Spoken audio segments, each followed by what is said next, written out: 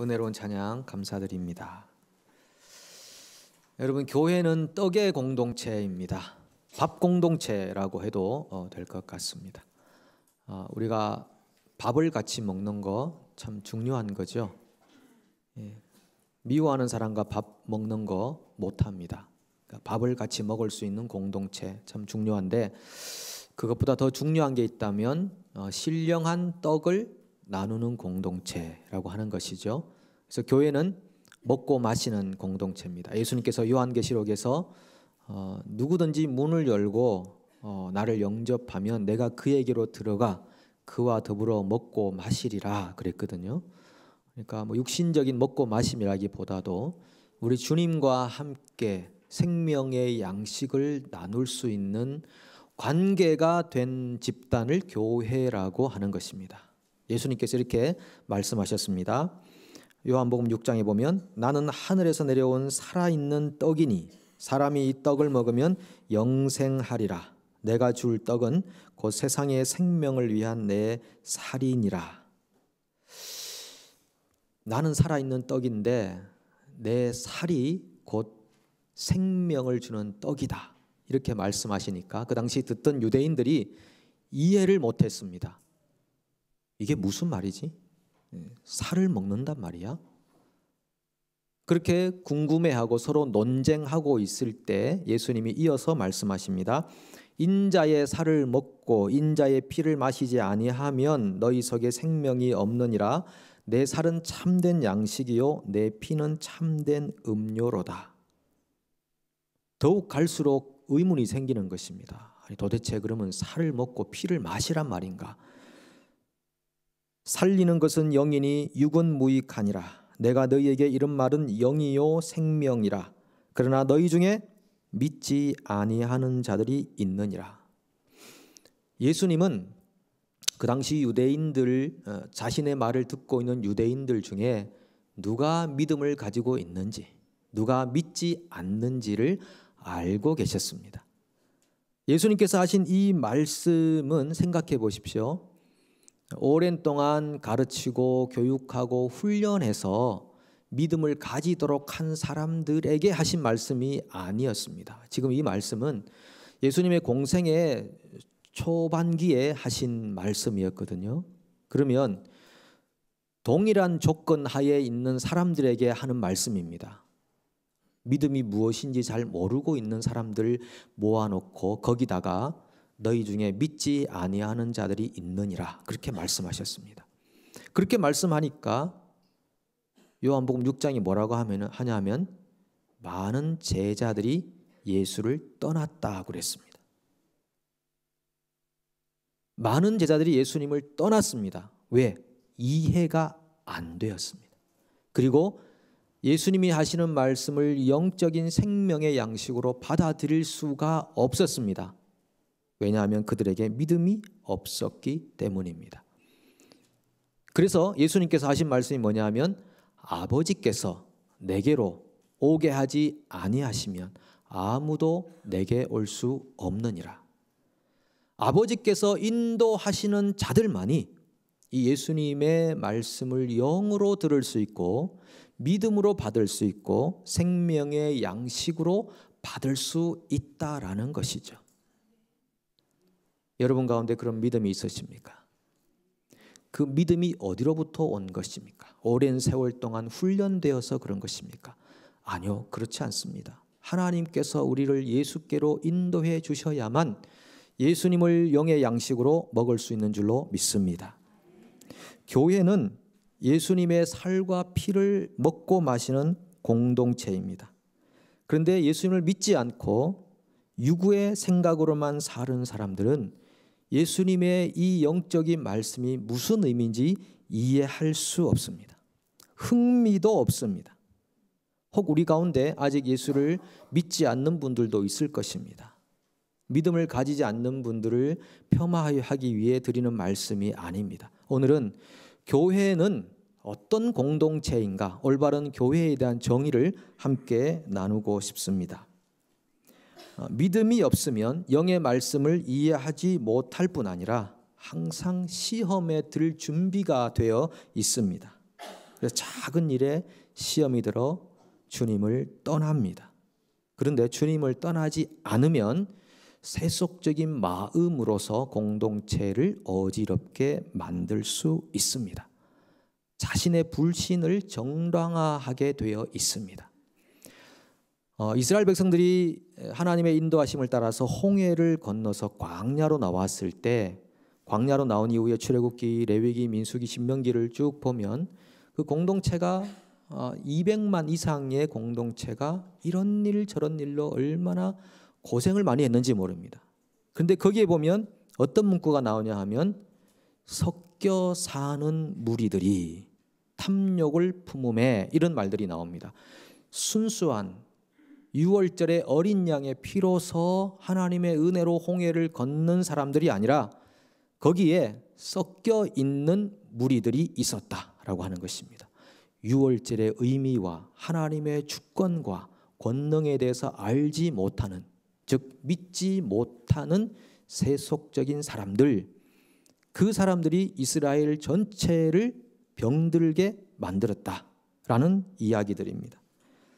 교회가 떡을 먹는 공동체라면 그 떡이 굉장히 중요하지 않겠습니까? 이 떡이 뭔가? 예수님이시고 예수님의 말씀입니다. 그런데 그 떡을 상하게 하는 것은 뭔가? 누룩입니다. 누룩은 뭘까? 무엇이 과연 영생의 양식을 먹는 교회를 파괴시키는 것인가? 그 누룩은 예수님이 이렇게 말씀하셨죠. 바리새인과 사두개인들의 누룩을 주의하라. 바리새인의 누룩은 뭐고 사두개인의 누룩은 뭘까요? 바리새인의 누룩은 형식적인 경건 생활입니다. 사두개인의 누룩은 세속주의입니다. 바리새인과 사두개인들이 가지고 있었던 이런 율법주의와 세속주의라는 것이 하나님의 백성들을 멍들게 하고 어지럽게 만든다는 것입니다. 형식적으로만 경건한 것처럼 살아가는 삶입니다. 이 사두개인들은 특별히 세상의 권위자들과 결탁해서 세상의 성공을 백성 공동체 안으로 끌어들여오려고 하는 사람들이었고, 기득권자들이었고, 세상의 가치를 하나님의 교회 안으로 가지고 와서 인정받으려던 그런 아주 세속화된 유대인들이었습니다. 그런 사람들의 원리를 주의하라라고 예수님이 말씀하셨습니다. 그래서 좋은 교회가 되기 위해서는 교회에 이러한 누룩이 없어야 하는 것입니다. 이건 제 이야기가 아니라 성경이 하고 있는 이야기, 우리 예수님의 이야기죠. 구약 시대에 유월절이라는 절기가 있습니다. 구약에 나오는 절기나 이 제사들은 모두 다 영적인 교훈들을 가지고 있습니다. 유월절에는 어떤 빵을 먹느냐? 무교병을 먹으라고 했습니다. 무교병이라는 것은 누룩 없는 빵을 얘기하는 것입니다. 누룩이 조금 들어가야 부드럽기도 하고 먹기에 편한데 누룩이 없는 빵은 먹기가 좀 불편합니다. 그럼에도 불구하고 누룩이 없는 빵을 먹으라고 하나님께서 명령을 하신 것입니다.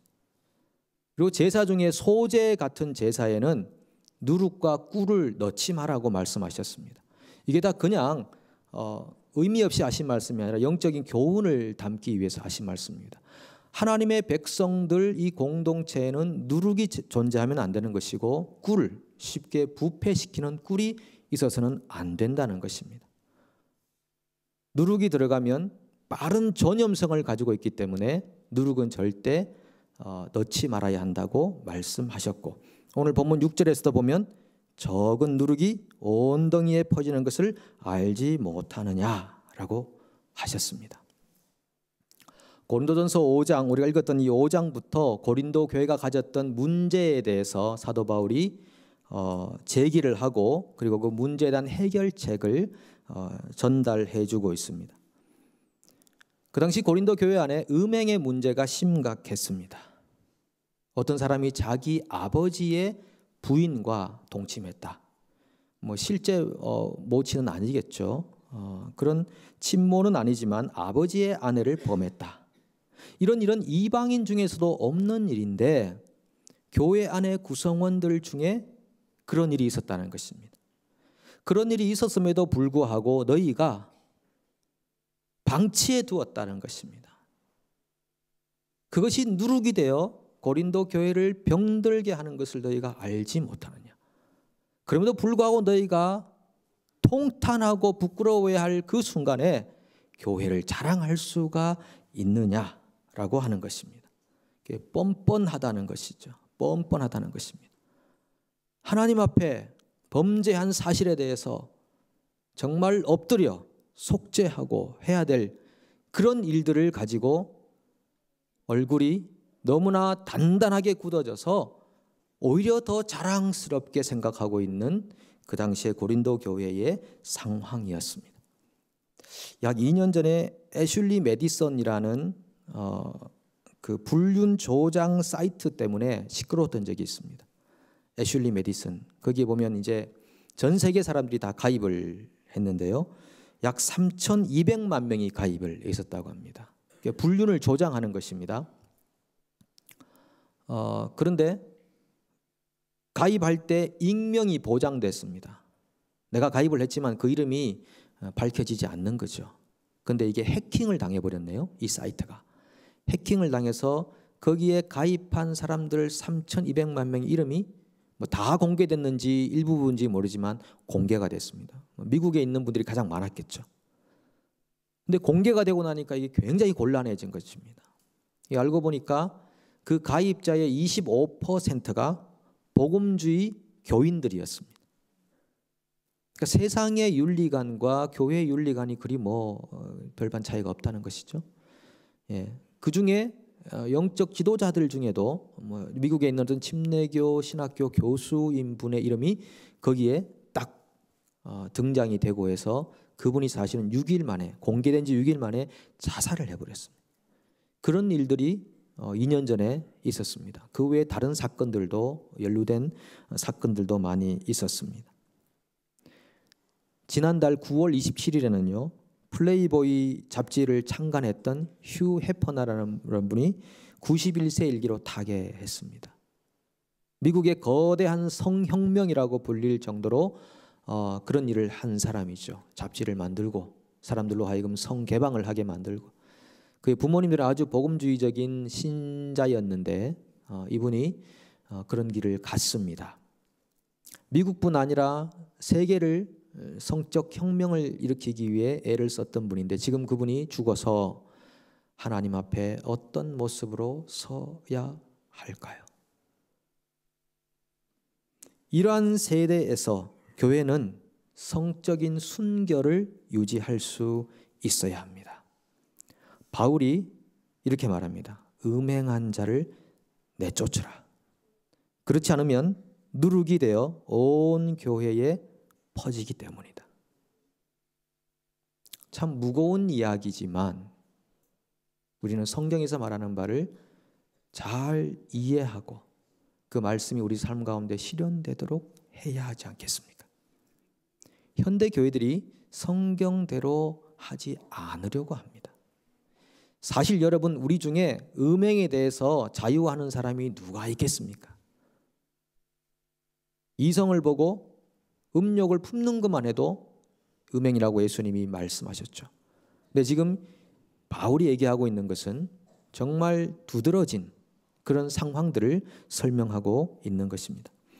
그런데 이 음행뿐 아니라 11절을 한번 보시면요, 이제 내가 너희에게 쓴 것은 만일 어떤 형제라 일컫는 자가 음행하거나 탐욕을 부리거나 우상 숭배를 하거나 모욕하거나 술 취하거나 속여 빼앗거든 사귀지도 말고 그런 자와는 함께 먹지도 말라 함이라.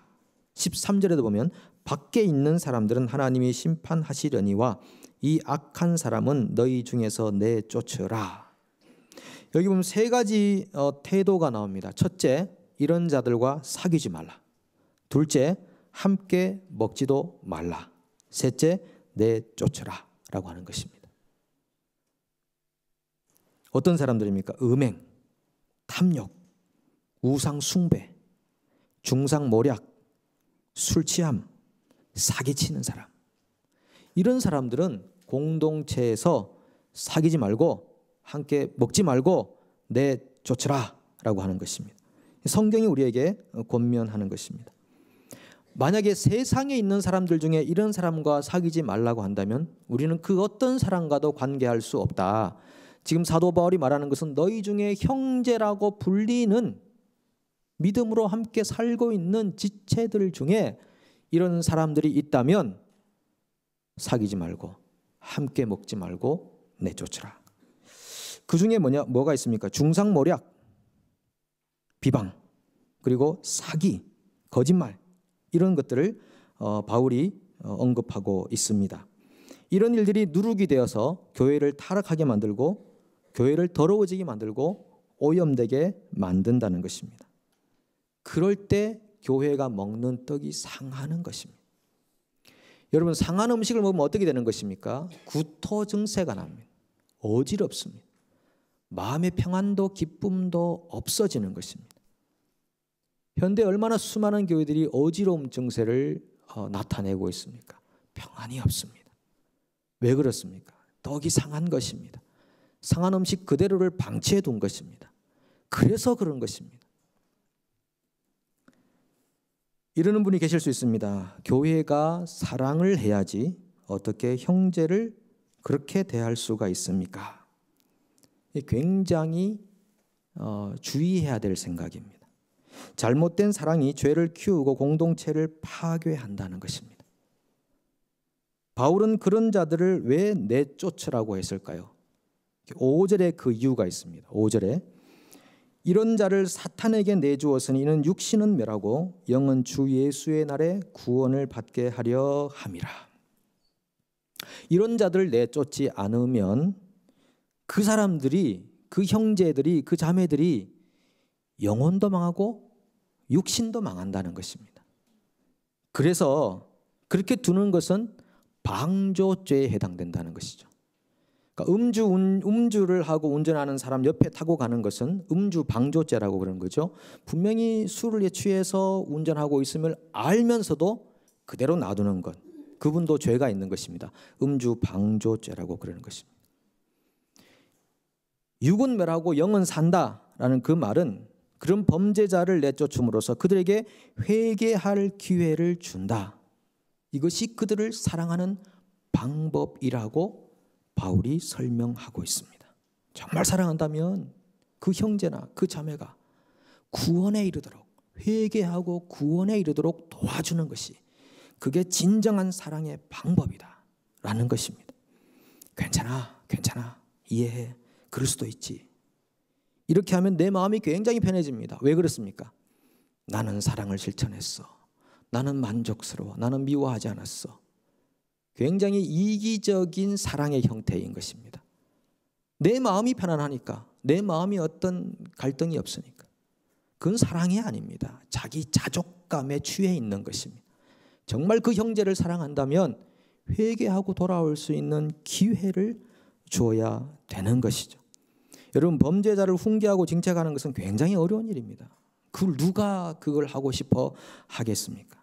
하지만 정말 형제를 사랑한다면 그가 회개하고 범죄한 자리에서 돌아와서 육은 멸하더라도 부끄러움은 당하더라도 하나님 앞에 구원받는 백성이 되도록 도와주는 것, 범죄한 그대로 그 인생을 이끌어가지 않도록 설득해 주는 것, 기회를 주는 것, 그것이 정말 어렵고 좁은 길이지만 그것을 행할 수 있는 지체 관계가 되어야 된다는 말씀입니다. 그렇게 함으로써 우리가 어떤 공동체가 되어야 되는가? 8절에 나오는 공동체입니다. 우리가 한번 같이 8절 읽어보겠습니다. 이러므로 우리가 명절을 지키되 묵은 누룩으로도 말고 악하고 악의에 찬 누룩으로도 말고 누룩이 없이 오직 순전함과 진실함의 떡으로 하자.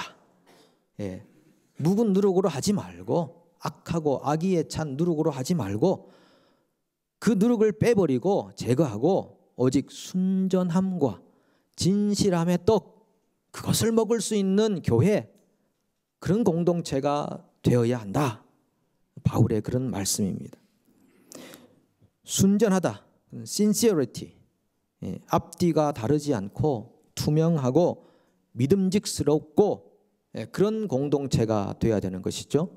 그리고 진실하다, 거짓말하지 않고 진실한 이야기들을 할 수 있는 그런 공동체가 되어야 이 시대에 하나님이 원하시고 기뻐하시는 교회의 기능, 하나님의 계시를 담지하고 세상 안의 빛으로 소금으로 역할을 할 수 있는 그런 교회가 된다는 말씀입니다.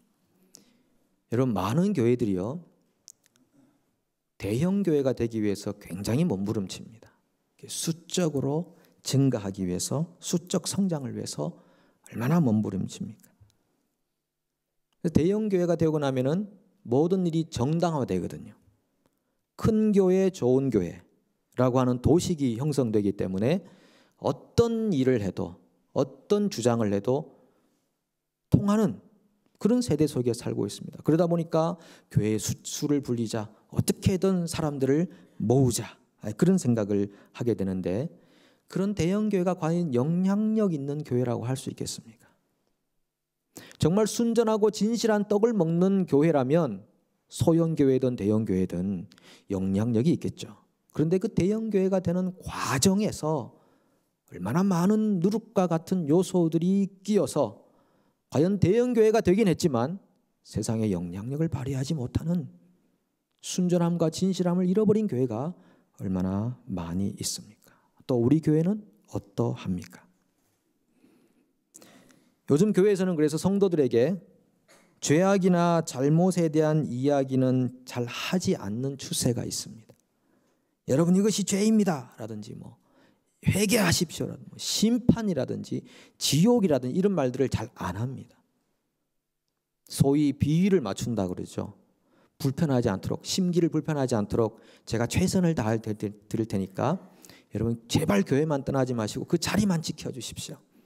여러분, 수가 줄면 안 되기 때문에, 커져야 되기 때문에 여러분들에게 최선을 다해서 기분을 좋게 만들어 드릴 테니까 자리 떠나지 마시고 헌금 좀 잘 해주시고, 교회 재정이 넉넉하게 해야 되니까 헌금 좀 잘 해주시고 자리 지켜주시고 그렇게 해주십시오. 이런 모종의 딜이 형성되는 것입니다.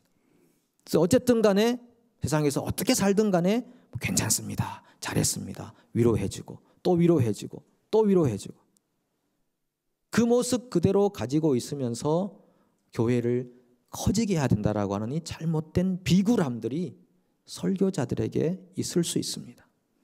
교회 중직자들에게 있을 수 있습니다. 그러나 그것은 하나님이 원하시는 방법이 절대 아닙니다. 교회는 가장 중요한 것이 커지는 것이 아니라 순전함과 진실함의 공동체가 되는 것입니다. 그래서 그 속에서 영향력이 발생하는 것입니다. 이 인구의 몇 퍼센트가 교인이냐, 그게 중요한 게 아니라 그 예수를 믿는 사람들이 얼마나 순전하고 진실하게 예수를 따르고 있는가, 자기의 죄를 철저하게 회개하고 통회하고 공동체를 어지럽게 만드는 구토정세를 있게 하는 누룩을 얼마나 제거하고 형제가 진실한 마음으로 사랑하는 방법을 깨닫고 그렇게 살아가는 사람들이 얼마나 많은가 하는 것이 이 사회에 영향력을 미칠 줄로 믿습니다. 그런 공동체가 현대에는 필요한 것입니다. 데살로니가후서 3장 14절 15절 이렇게 말합니다. 누가 이 편지에 한 우리 말을 순종하지 아니하거든 그 사람을 지목하여 사귀지 말고 그로 하여금 부끄럽게 하라. 그러나 원수와 같이 생각하지 말고 형제같이 권면하라. 사도 바울이 권면하고 있는 이 계시의 말씀을 순종하지 않거든, 첫 번째 지목하라, 두 번째 사귀지 말라, 세 번째 그로 하여금 부끄럽게 하라. 그러나 원수와 같이 하지 말고 형제와 같이 권면하라. 그것이 성경적인 방법이고 형제를 권면하는 방법입니다. 그래서 회개하고 돌아오도록 하라.